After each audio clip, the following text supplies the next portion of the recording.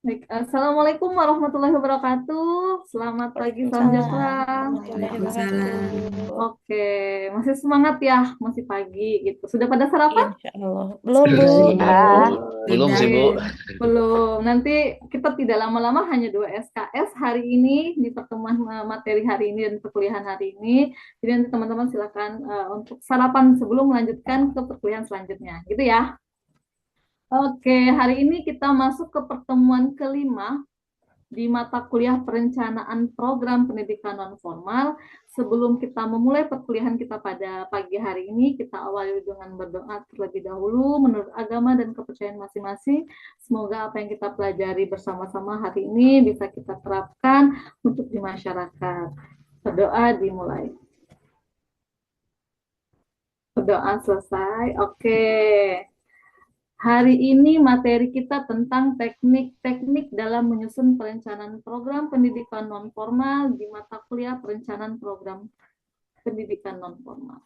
Sebelum itu, sambil Ibu mengabsen, boleh bantu di scan barcode-nya, boleh keluarkan handphonenya masing-masing, silakan di-scan, diisi ada sekitar 10 soal, yang mana masing-masing soal berdurasi 1 menit. Jika ada yang terkendala, boleh untuk membuka Google-nya untuk mengklikkan join myquiz.com dengan passcode yang ada di layar. Terlihat ya. Oke, sudah bisa. Oke, sudah 9 yang bergabung. Lanjut. Oke, udah 20. Oke, sudah 24. Silakan selamat mengerjakan waktunya selama 10 menit. Oke, terima kasih sudah mengumpulkan semua. Nah, ini pretest tujuannya untuk kita atau Ibu mengukur sejauh mana pengetahuan teman-teman terkait materi yang akan kita sampaikan hari ini. Jadi jangan misalnya ada nilai yang, Bu, saya cuma benar 1, benar 2. Tidak usah kecewa karena ini hanya pretest. Seperti itu ya. Oh ya, silakan Mardiansyah, ada yang ingin tanyakan? Maaf, Ibu menginstruksi apa PPT-nya nggak ketampil, Bu, slide-nya. Oh, PPT-nya tidak tertampil ya. Oke, sebentar. Tunggu. Tidak berubah maksudnya, Bu. Oh iya, terima Sudah kasih. tampil tapi tidak berubah. Siap.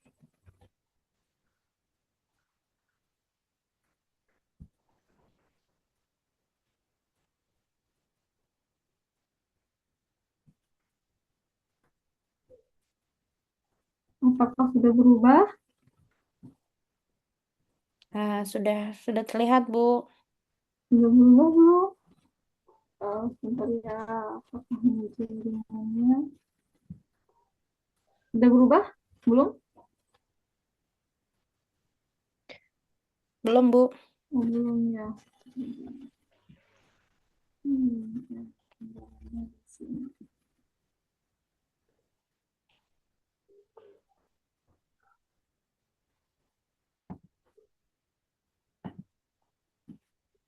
Oke, apakah sudah terlihat?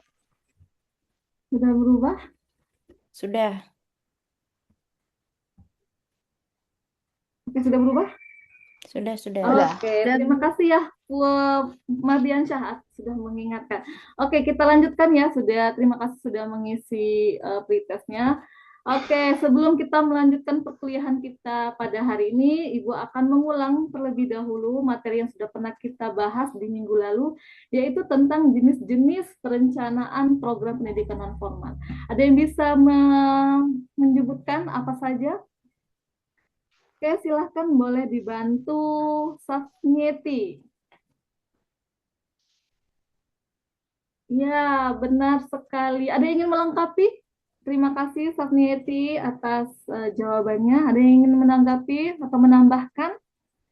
Saya coba, Bu. Oke, silahkan Yasmin. Boleh di paparkan apa yang sudah dipelajari minggu lalu terkait jenis-jenis perencanaan pendidikan non formal. Jadi minggu lalu kita belajar itu tentang jenis-jenis perencanaan dalam pendidikan non formal. Ada terbagi dalam 3 secara garis besar, Bu. Ada berdasarkan tingkat jangkauan atau perencanaan, berdasarkan sifat jangka dan waktu, dan yang terakhir itu berdasarkan pendekatan dan model perencanaan. Terima kasih, Bu.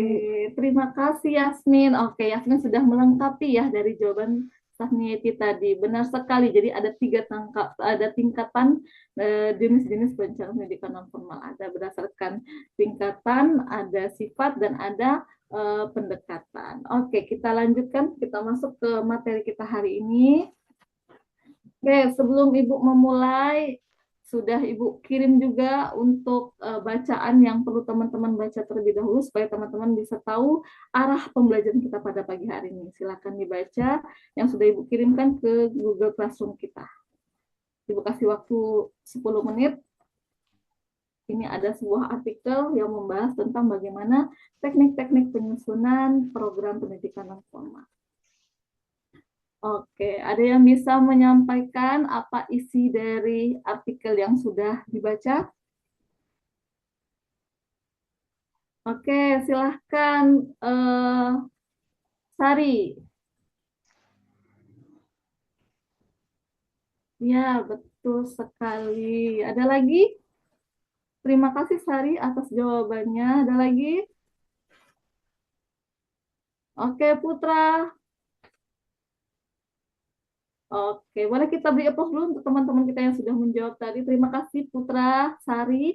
Oke, bahwasanya pembelajaran kita hari ini berkaitan dengan artikel yang sudah teman-teman baca. Bahwasanya hari ini kita akan membahas mengenai yang pertama adalah bagaimana teknik perencanaan program pendidikan non formal. Yang kedua, apa saja sih tahapan-tahapan dalam menerapkan teknik perencanaan pendidikan non formal. Kemudian yang ketiga adalah bagaimana peran pendidik dan pengelola dalam merencanakan perencanaan yang sistematis itu. Nah, ini berkaitan dengan tujuan pembelajaran kita. Jadi dari hasil pembelajaran kita hari ini bertujuan untuk mahasiswa mampu memaparkan teknik-teknik dalam menyusun perencanaan pendidikan non formal. Kemudian mahasiswa mampu menyusun perencanaan program pendidikan non formal. Oke. Nah, di sini ada sedikit kasus, nanti kita pecahkan bersama. Sebelum itu, Ibu ingin bertanya terlebih dahulu, apa sih pentingnya perencanaan program itu? Oke, terima kasih Mary. Betul sekali ya yang disampaikan oleh Mary, bahwasanya perencanaan program menurut Terry 2005 itu bahwasanya yang pertama adalah untuk menentukan arah program.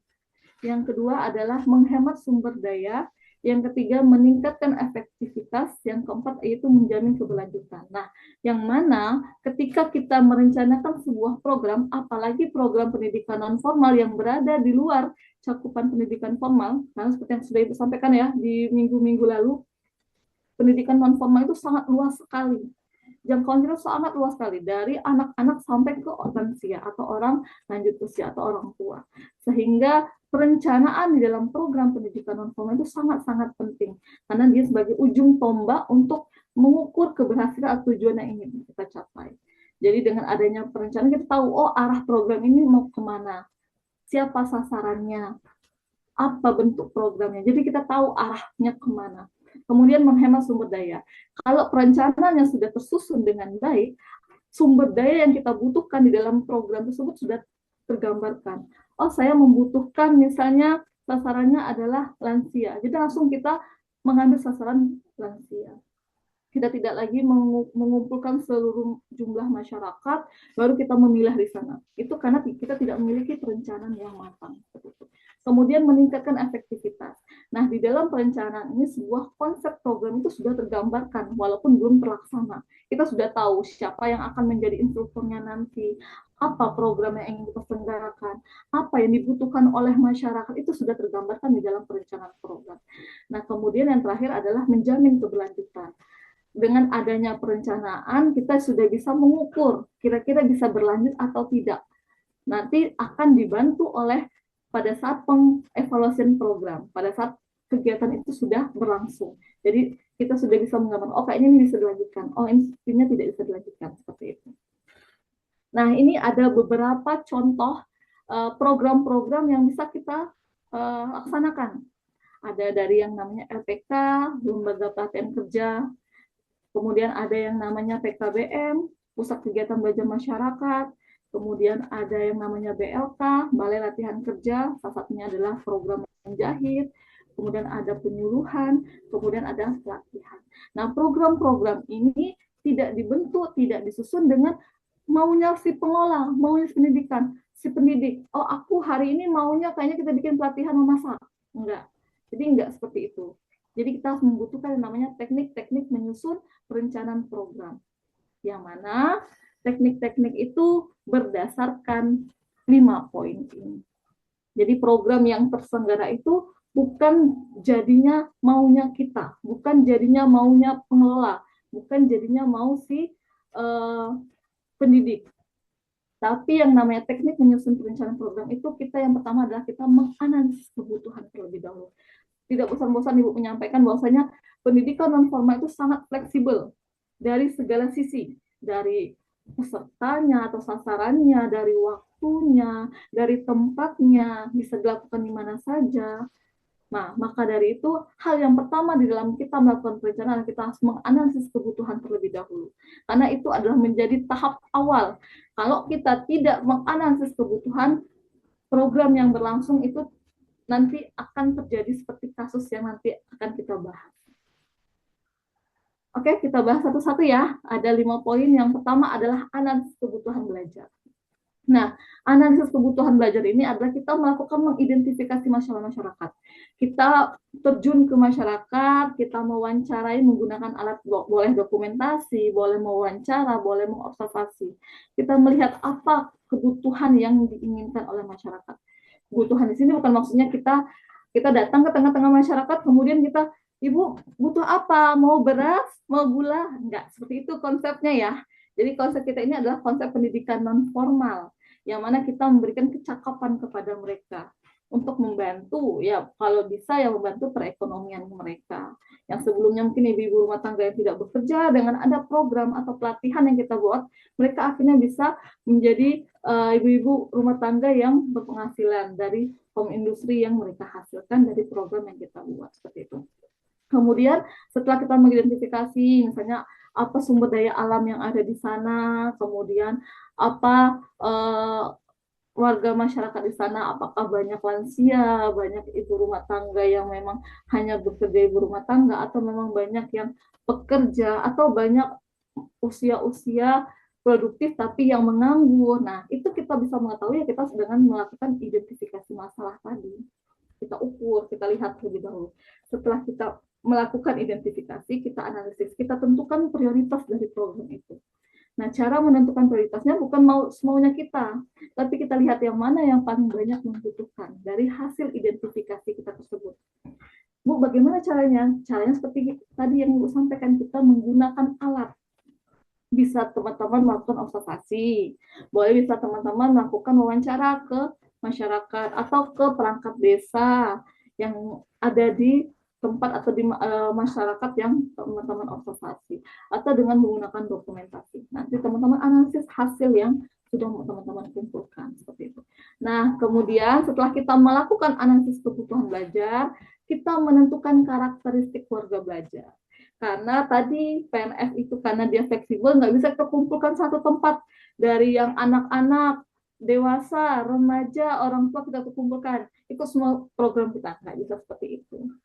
Tapi kita harus satu fokus kemana sasaran yang ingin kita lakukan. Misal contoh, di sana banyak ibu-ibu rumah tangga yang ketika setelah aktivitas paginya dari mereka mempersiapkan di rumah, anak sekolah, mempersiapkan suami berangkat kerja, sekitar jam 10 sampai jam 12 mereka tidak ada aktivitas. Mereka banyak beraktivitas di bawah pohon. Tahu ya di bawah pohon ya? Jadi mereka bertukar pendapat, bertukar pikiran di bawah pohon. Nah, daripada mereka berada di bawah pohon misalnya.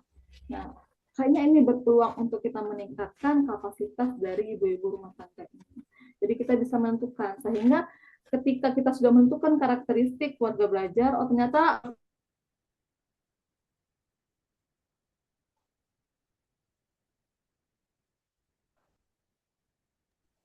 Iya, Bu Nia terputus ya? Di lampu kayaknya, Bu. Iya, Bu, terputus. Ya, jaringan sepertinya. Oke, ini rekamannya masih dilanjutkan oleh Bu Nia atau seperti apa ya? Baik, kita ini dulu sebentar ya, tunggu dulu sebentar Bapak Ibu. Karena masih ada tersisa untuk Bu Nia nih 5 menit. Atau mungkin mohon arahannya Pak Gumono, apakah kita Mohon 5 maaf Ibu, menit? mati lampu Ibu. Apakah saya terdengar Ibu? Iya, iya, baru Iya, terdengar. ya terdengar Bu Nia. Mohon Boleh maaf Bu, Pak Gum dan ya Ibu. nggak apa-apa dilanjut aja Bu Nia. Baik Masih Ibu. ada sekitar 5 menit, Iya sekitar Ibu. 5 menit lagi ya waktu Bu Iya Nia. Ibu. Mohon maaf ya Bu. Seperti itu ya. Kita lanjut ke slide selanjutnya yaitu terkait teknik dalam menyusun perencanaan. Sama seperti tadi yang sudah disampaikan, yang kedua adalah kita melakukan pendekatan partisipatif. Maksudnya sini adalah pendekatan yang mana kita mengajak masyarakat terlibat di dalam menyusun program yang ingin kita buat. Jangan pada saat pelaksanaan baru kita undang. Tapi kalau kita mengajak mereka itu dari awal, dari melakukan perencanaan. Itu yang dikatakan dengan pendekatan partisipatif. Kemudian kita memetakan potensi lokal yang ada di masyarakat. Ini apa pentingnya? Karena supaya yang potensi yang ada atau potensi lokal yang ada di tempat itu bisa dimanfaatkan oleh masyarakat. Kemudian kurikulum fleksibel. Kurikulum fleksibel itu karena kita pendidikan non formal, kurikulumnya tetap satu, itu acuan kita tetap satu dari kementerian, tapi pada saat di lembaga, pada saat di lapangan itu pengelola dan pendidik itu membuat yang memang sesuai dengan kebutuhan masyarakat dengan acuan yang diberikan oleh kementerian. Kemudian yang terakhir itu adalah pemikirannya, itu kerjasama. Kerjasama kita dengan perangkat desa, kerjasama kita dengan pemerintah desa, ini membantu untuk menyukseskan program yang ingin kita buat. Kemudian selanjutnya ada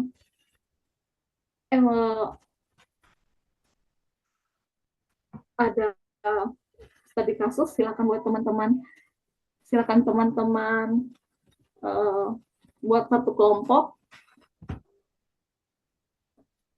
Oke, nanti dipresentasikan ke depan dengan materi atau berdasarkan teori yang sudah kita pelajari tadi. Ini ada studi kasus yang teman-teman pecahkan. Kelompoknya seperti yang sudah Ibu bagikan di minggu lalu ya. Ya, oke. Waktunya cuma 15 menit, jadi silahkan dibaca kasusnya, kemudian setelah itu dipresentasikan. Oke, sudah ya. Kalau sudah, ada yang ingin tanyakan sebelumnya? Oke, terima kasih Kuja atas pertanyaannya. Bagus sekali pertanyaan Kuja ya. Ibu, bagaimana kalau kita misalnya tidak ada waktu untuk melakukan identifikasi, tapi kita langsung membuat program ke tengah-tengah masyarakat? Seperti kasus yang sudah teman-teman kerjakan tadi. Kalau kita tidak melakukan identifikasi dalam perencanaan program, program tetap akan berjalan, tapi tidak akan maksimal atau tidak akan sesuai dengan tujuan yang diharapkan. Karena kenapa? Karena perencanaan seperti yang sudah Ibu sampaikan 5 tahapan tadi dalam menyusun perencanaan itu tidak terkontrol seperti itu. Kita tidak tahu siapa sasarannya, kita tidak tahu usia peserta yang ingin kita ajak dalam program tersebut, kemudian kita tidak tahu instrukturnya siapa, sehingga program itu bekerja atau berjalan sebagaimana mestinya hanya berjalan saja, tapi tidak memberikan dampak yang ingin kita lakukan seperti tujuan kalau kita ada perencanaan seperti itu. Oke, ada lagi yang ingin tanyakan? Tidak ada. Oke, kalau tidak ada, di sini Ibu ada post test tadi ya. Silahkan dibantu dijawab. Bantu dijawab. Oke, sama waktunya masih 10 menit. Ya. Ada yang kendala untuk masuk?